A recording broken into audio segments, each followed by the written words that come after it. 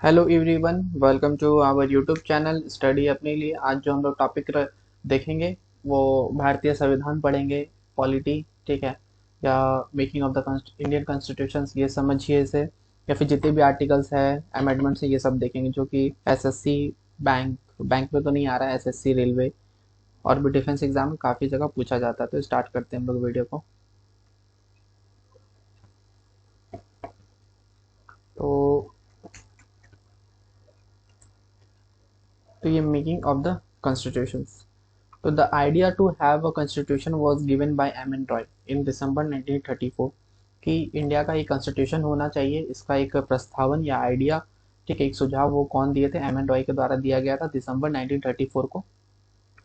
अगला है क्या? Demand. The demand of the constitution assembly was taken up by the Congress party इन 1935। जो constitution assembly था उसका जो डिमांड था, ठीक है, वो उसको टेकन अप ले लिया गया कांग्रेस पार्टी के द्वारा। कब? 1935 में। ये एक तरह का ऑफिशियल डिमांड था।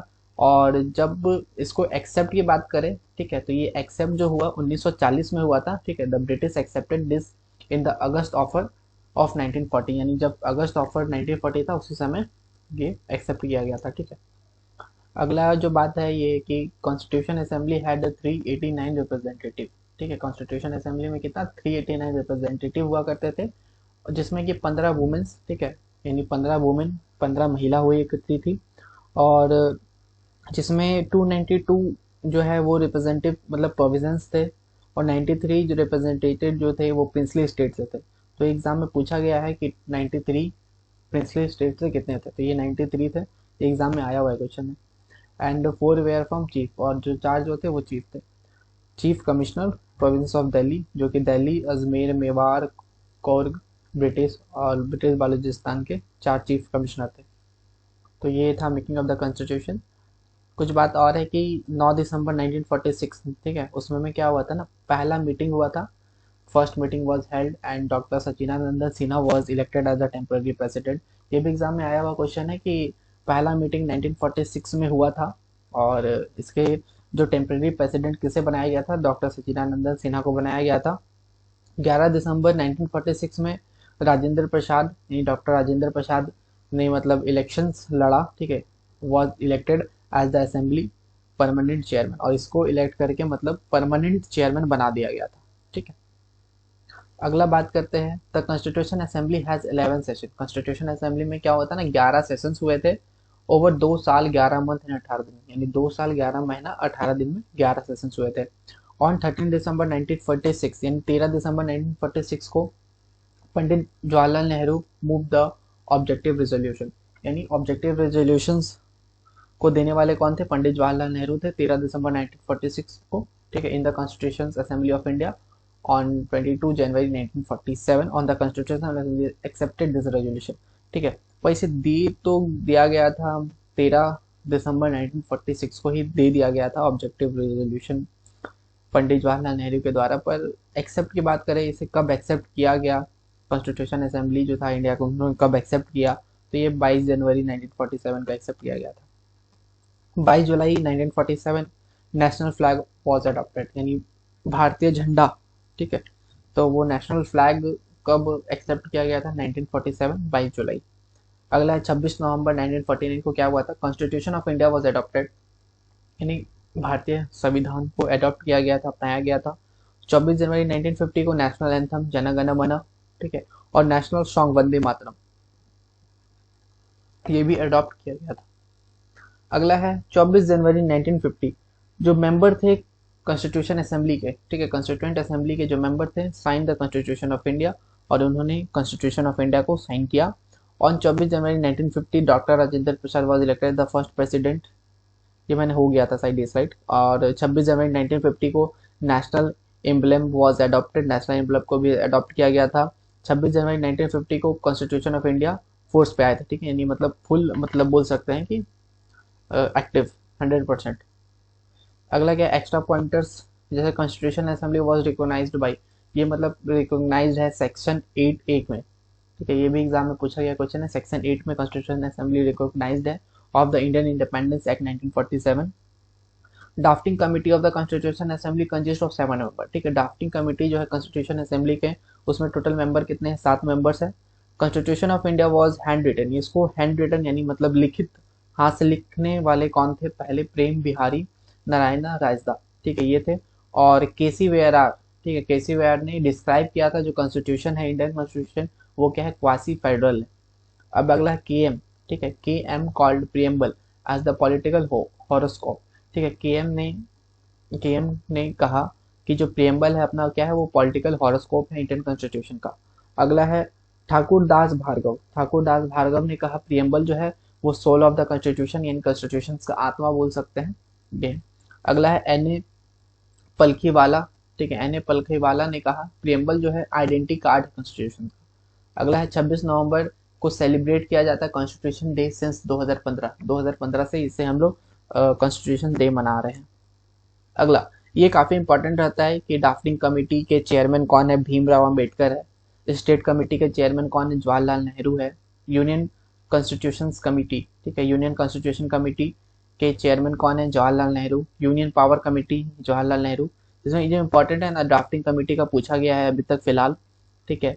फिर अगला है committee for the function of the constitution assembly, जीवी मालवकर, ये भी पूछा गया है। Provisional constitution committee Vallabh bhai Patel, ठीक है। Steering committee Rajendra Prasad. Rule of procedure committee Rajendra Prasad. Ad hoc committee on the national flag Rajendra Prasad, ये एड हॉक का पूछा गया है। Union power committee Jawaharlal Nehru. फिर एक क्या है, committee for function of the constitution assembly, G V Mavalankar, मैंने बताया था ये इंपॉर्टेंट हो जाता है। हाउस कमेटी, ये भी एग्जाम में आया गया क्वेश्चन है, ठीक है, पी पट्टवी सीतारामैया, एसएससी में आया हुआ क्वेश्चन है। लैंग्वेज कमेटी के Moturi Satyanarayana. Order of the business committee K M Munshi, ये भी एग्जाम में आया गया है। फिर अगला है advisory committee for fundamental rights minorities and tribal and excluded area, Vallabh bhai Patel, ठीक है। एग्जाम में जब आया था तो इसमें पूछा गया था माइनॉरिटी कमेटी के चेयरमैन कौन है, तो वल्लभ भाई पटेल। सब पे भीमराव अंबेडकर मारते हैं पर यहाँ पे वल्लभ भाई पटेल होगा। और क्रेडिटन कमेटी, ये भी एग्जाम में पूछा गया कि अलादी कृष्ण स्वामी अय्यर इसके चेयरमैन थे। अगला, सोर्सेस ऑफ इंडियन कॉन्स्टिट्यूशन यानी जो भारतीय संविधान है वो कहाँ कहाँ से लिया गया है। तो ऑस्ट्रेलिया से क्या लिया गया, कॉन्करेंट लिस्ट, ठीक है। कॉन्करेंट लिस्ट जो है अपना ऑस्ट्रेलिया से लिया गया। ऑस्ट्रेलिया का जो संविधान था, कॉन्स्टिट्यूशन था, वहां से हमने कॉपी किया है, ठीक है। और फ्रीडम ऑफ ट्रेड, ये भी ऑस्ट्रेलिया से लिया गया। ज्वाइंट सेशन, ठीक है, ज्वाइंट सेशन जो होता है दो हाउसेस ऑफ पार्लियामेंट, दोनों हाउसेस में, पार्लियामेंट का दोनों हाउस से वहाँ पे एक ज्वाइंट सेशन बुलाया जाता है, वो भी ऑस्ट्रेलिया से लिया गया है। और appointment of state governor by the centre, यानी सेंटर के द्वारा स्टेट गवर्नर का जो अपॉइंटमेंट होगा, ये हमने कनाडा से लिया है। Residuary power vest with the centre, ये भी कनाडा से लिया है हमने। फ्रांस, फ्रांस से हमने क्या लिया है, कॉन्सेप्ट ऑफ रिपब्लिक, रिपब्लिक का जो कॉन्सेप्ट हमने फ्रांस से लिया है। Ideas of liberty, equality and fraternity, ये भी हमने फ्रांस से लिया है। जर्मनी से हम लोग इमरजेंसी प्रोविजंस लाए हैं and suspension of fundamental right, ठीक है, ड्यूरिंग इमरजेंसी, इमरजेंसी के समय फंडामेंटल राइट का जो सस्पेंशन है, ये भी हमने जर्मनी से लिया है। अगला बात करें आयरलैंड, आयरलैंड से हमने क्या लिया है, directive principle of state policy, ठीक है, यानी डीपीएसपी जो है वो कहाँ से लिया गया है, आयरलैंड से लिया गया है। Method of election of president, ठीक है, मतलब प्रेसिडेंट का जो इलेक्शन का जो मेथड होगा या प्रोसेस जो होगा, ठीक है, वो हमने आयरलैंड से लिया गया है। पर जबकि साउथ अफ्रीका से election of member of Rajya Sabha, ये हमने यहाँ से लिया है। And nomination of member of Rajya Sabha, Rajya Sabha का नॉमिनेशन हमने आयरलैंड से लिया गया, ठीक है, उसमें जो 12 मेंबर का जो नॉमिनेशन होगा वो हमने आयरलैंड से लिया गया है। अब अगला है साउथ अफ्रीका से अमेंडमेंट, यानी प्रोसीड्यूर फॉर अमेंडमेंट, ठीक है, हम लोग अपना अमेंडमेंट कर सकते हैं इंडियन कॉन्स्टिट्यूशन में, ठीक है, वो भी हमने साउथ अफ्रीका से लिया है। एंड सोवियत यूनियन यूएसएसआर से हमने fundamental duties and procedure of 5 year plan हमने सोवियत यूनियन से लिया है, ठीक है। इसमें ये काफी इंपॉर्टेंट है, ये सबसे ही क्वेश्चन आया हुआ एग्जाम में। अब अगला है यूके, ठीक है, यूके से हमने यानी ब्रिटेन से हमने बाई कैमरलिज्म लिया है, cabinet system, council of ministers, office of CAG, single citizenship, rule of law, provisions of speaker in Lok Sabha, parliamentary form of government, सब हमने यूके से लिया है। एंड अमेरिका से क्या लिया हमने, फंडामेंटल राइट्स, प्रेसिडेंट पे महाभियोग यानी impeachment, judicial review, post of vice president का जो पद है वो, preamble, removal of supreme court and high court जजेस, ठीक है, जो भी सुप्रीम कोर्ट और हाई कोर्ट का जजेस है उसको हटाने का जो विधि है, ये हमने अमेरिका से लिया है। रिटन कॉन्स्टिट्यूशन यानी लिखित संविधान हमने अमेरिका से लिया है। अगला है टीयर्स ऑफ ओल्ड पीएम, ठीक है, ये ट्रिक है याद करने का, शेड्यूल ऑफ द कॉन्स्टिट्यूशन का tears of old PM. Tertiary, E for emoluments, ठीक है, एफर्मेशंस, ठीक है, शपथ बोलते हैं इसको, oath, emoluments money, salaries and allowance, names of state and unions, R for Rajya Sabha, allocations of Rajya Sabha seat, S for schedules area, ठीक है, administration of schedules area, O for other schedules area administration and on schedules area of Assam, Tripura, Meghalaya, ठीक है, ये सभी चीज़ें हैं, ये सब आप देख लेंगे। चलिए अगला हम लोग बात करते हैं। ओरिजिनली जो पार्ट है हमारे कॉन्स्टिट्यूशन में 22 पार्ट्स है, ठीक है, और 22 पार्ट्स में बात करें तो अभी देखिए there was 22 parts of Indian constitution but now there are 25, पर अब भी फिलहाल 25 हो गया, ठीक है, ऐसा तो 22 है पर अभी फिलहाल 25 हो गया है। जिसमें पहला पार्ट है ना यूनियन एंड टेरिटरी, जिसमें आर्टिकल 1 से जो 4 तक पढ़ते हैं, जिसमें हम लोग यूनियन और टेरिटरी के बारे में पढ़ते हैं, ठीक है, संघ और केंद्र शासित प्रदेश, ठीक है। पार्ट 2 में हम लोग सिटीजनशिप यानी नागरिकता के बारे में पढ़ते हैं, जिसमें पार्ट मतलब आर्टिकल आपका 5 से 11 तक हम लोग पढ़ेंगे। पार्ट 3 फंडामेंटल राइट्स के बारे में पढ़ेंगे, जिसमें आर्टिकल 12 से 35 तक होगा। And part 4 directive principle of state policy, ठीक है, यानी डीपीएसपी के बारे में हम लोग पढ़ेंगे, article 36 to 51। And part 4A fundamental duties, article 51 and part 5 में द यूनियन एंड पार्ट 6 में द स्टेट, ठीक है। यूनियन के बारे में पार्ट 5 है और स्टेट के बारे में है अपना पार्ट 6, ठीक है, जिसमें यूनियन में हम लोग का जो आर्टिकल रहेगा 52 टू 151 एंड स्टेट गवर्नमेंट्स के बारे में बात करें तो 152 टू 237। इन पार्ट 7 में जो हम लोग डील्स करेंगे deals with states in part B but repealed in 1956 by 7th constitution amendment act. अगला है पार्ट 8 यूनियन टेरिटरी के बारे में बात करेंगे 239 से 242। एंड पार्ट 9 की बात करें पंचायत के बारे में हम लोग को पढ़ना है पार्ट 9 में, आर्टिकल 243 से 240 तक, 240 तक। एंड पार्ट 9A की बात करें तो म्यूनसिपालिटीज के बारे में 243P से लेके 243ZG तक। एंड पार्ट 9 का बी बात करें the cooperative society 243ZH to 243ZT। And part 10 the schedules and the tribals area, ये हम लोग को पार्ट 10 में पढ़ना है, जिसमें article 244 to 244A। And part 11 आपका रिलेशंस होगा यूनियन और स्टेट, यानी यूनियन का हम लोग को कौन सा पार्ट में पढ़ना था पार्ट 5 में, एंड स्टेट के बारे में लोग कौन सा पार्ट में पढ़ना था पार्ट 6 में, ठीक है, जो कि हम लोग और इसका दोनों के बीच का जो रिलेशन होगा हम लोग पार्ट 11 में पढ़ेंगे, जो कि आर्टिकल 245 टू 263 है। एंड पार्ट 12 की बात करें finance, property, contract and suits, इसके बारे में पढ़ेंगे 264 टू 300A तक रहेगा। एंड पार्ट 13 की बात करें trade, commerce and intercourse with in the tertiary of India, article 301 से 307। और पार्ट 14 जो सर्विसेज होता है, सर्विसेज अंडर द यूनियन और स्टेट्स के अंदर जो सर्विसेज है उसके बारे में पार्ट 14 में है, आर्टिकल 308 से 323। पर इससे भी क्वेश्चन हमारे एग्जाम में ये आता है कि इमरजेंसी प्रोविजन जो है कौन सा पार्ट में है, ठीक है, इंडियन कॉन्स्टिट्यूशन का, तो आपको लिखना होगा पार्ट 18 पे, ठीक है, तो ये सब आता है एग्जाम में। अब यहाँ पे क्या है ना पार्ट 14 का ए, जिसमें हम लोग ट्रिब्यूनल्स के बारे में पढ़ेंगे, फिर पार्ट 15 के बारे में पढ़े इलेक्शंस के बारे में 2 जो कि 324 टू 329A तक रहेगा। पार्ट हम लोग 16 की बात करें तो स्पेशल प्रोविजंस होता है relating to certain classes, article 330 to 342A। And part 17, ठीक है, आपका पार्ट 17 में ऑफिशियल लैंग्वेजेस के बारे में देखेंगे, जो कि 343 से 351A तक रहेगा। एंड पार्ट 18 के बारे में बात करें तो आपका इमरजेंसी प्रोविजंस 352 से 360। एंड पार्ट 19 मिसलेनियस कुछ रहता है, जो आर्टिकल 361 से 367। Part 20 amendment of the constitution, जो कि आर्टिकल 368 है। एंड पार्ट 21 आपका temporary, transitional and special provisions के बारे में है, 369 से 392। Part 22 short titles, commencement, authoritative text in Hindi and repeals, ये 393 से 395 तक रहेगा। तो अब हम लोग शुरू करते हैं आर्टिकल्स, जो कि पहला आर्टिकल्स है name and territory of the union, ठीक है, यूनियन का क्या नाम है और उसका टेरिटरी आपका आर्टिकल 1 में है। Administration and establishment of new state, यानी कोई भी नया स्टेट का जो प्रावधान है यानी बनता है, ठीक है, वो आर्टिकल 2 में है। और कोई नया स्टेट बन जाता है फॉर्मेशन यानी बनाते हैं, तो हम लोग आर्टिकल 3 के तहत होता है उसका। Article 3 formation of new state as alternations of areas, boundaries and naming of existence state, ठीक है, कोई भी स्टेट उसका नेम चेंज करना, बाउंड्री चेंज करना, एरिया चेंज करना, ठीक है, ये सब आर्टिकल 3 में है, ठीक है। और यहाँ पे आर्टिकल 2 में क्या है, कोई भी स्टेट है, जैसे वो इंडिया पे नहीं है, वो अदर स्टेट है, उसको हम लोग ने इंडिया में मिला लिया, तो वो आर्टिकल 2 के में होता है।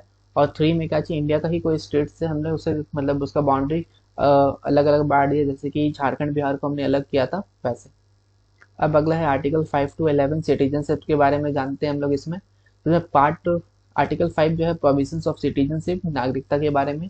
And part 11 parliament has power to make law regarding citizenship, यानी पार्ट 11 में ये, आर्टिकल 11 में ये है कि पार्लियामेंट के पास पावर है कि वो यानी कानून बना सकता है सिटीजनशिप के लिए।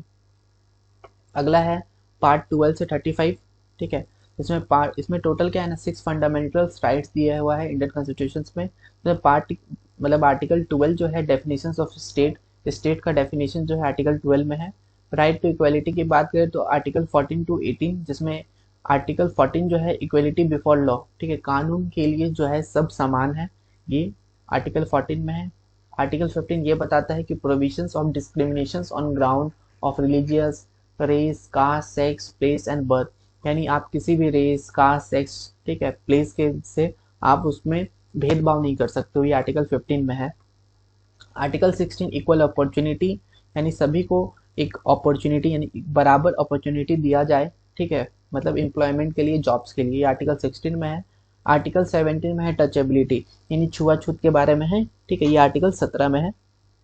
और टाइटल्स, यानी कोई भी अपने नाम के आगे टाइटल्स नहीं लगा सकता, पर इसका कुछ एक्सेप्शंस है, जैसे डॉक्टर्स हो गया, मिलिट्री वाले कुछ होते हैं वो लोग लगा सकते हैं। जैसे आर्टिकल 18 का एक है, क्या है ना, prohibits Indian states from conferring any titles expect military on academic distinctions, ठीक है।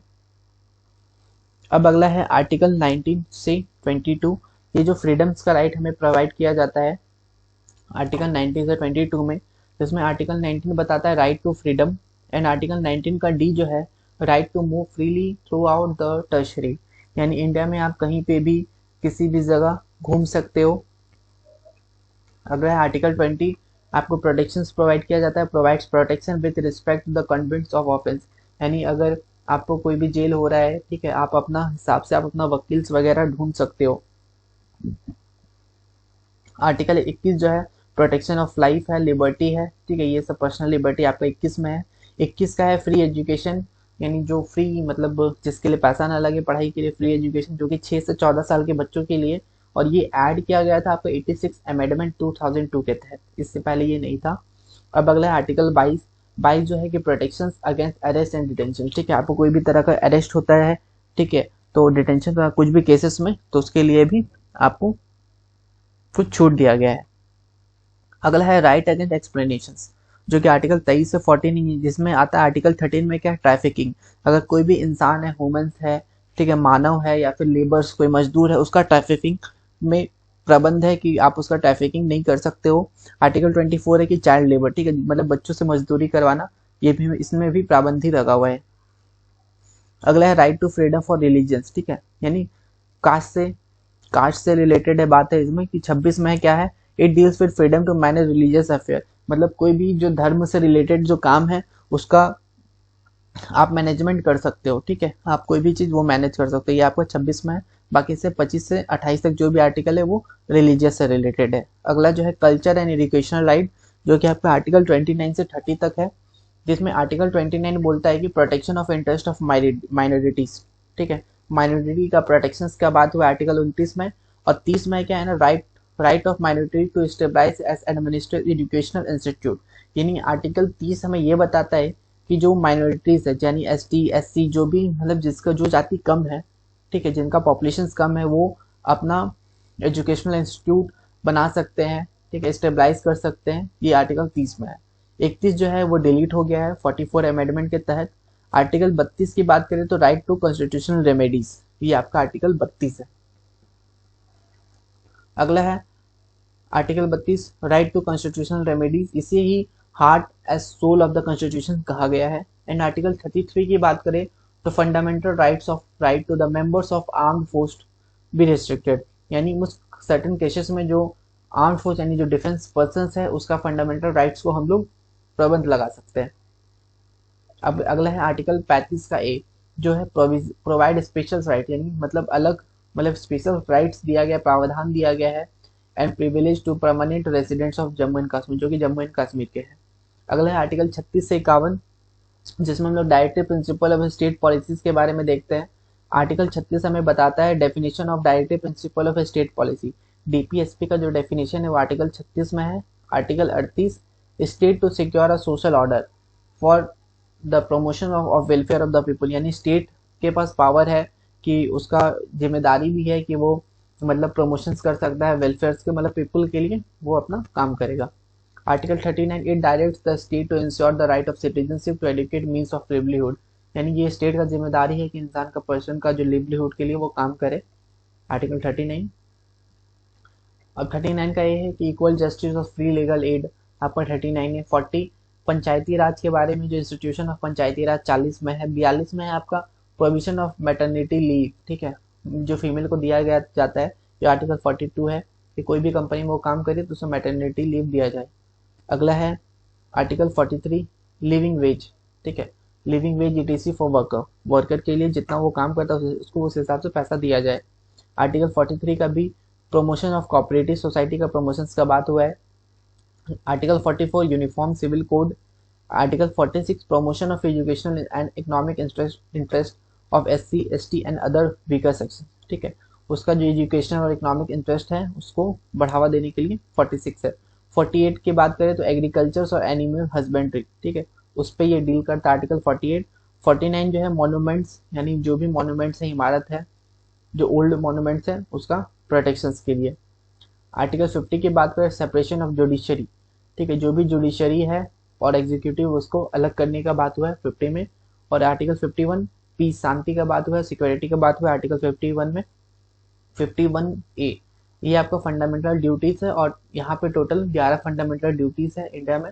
आर्टिकल 51A का G, to protect and improve the national environment including forest, मतलब हमको प्रोटेक्ट करना है, इम्प्रूव करना है नेचुरल इन्वायरमेंट को, जिसमें forest, lakes, rivers, wild life and to comparison of for living creatures, ये सब इंक्लूड है। अब यहाँ से जो है आर्टिकल 151 तक जो है हम लोग को करना है, पर अभी तो हमने 51 तक किया है, तो ये हम लोग नेक्स्ट वीडियो में देखेंगे आर्टिकल 52 से लेके 151 तक। तो वीडियो अच्छा लगा तो लाइक करिएगा, शेयर करिएगा अपने दोस्तों के साथ। Thank you.